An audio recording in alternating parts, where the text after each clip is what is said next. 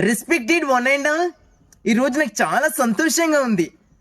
ఈ గిఫ్ట్ నాకు రావడం, అరే నీ లవర్ రా. ఈ అంతటికి కారణం Chintu.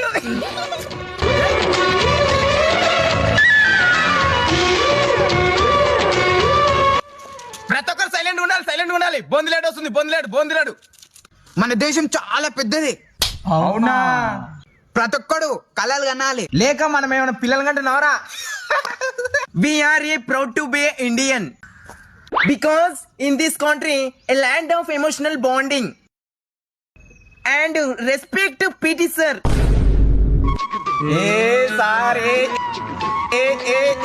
And thank you sir. అయ్యో మేడం, ఊకోండి రా.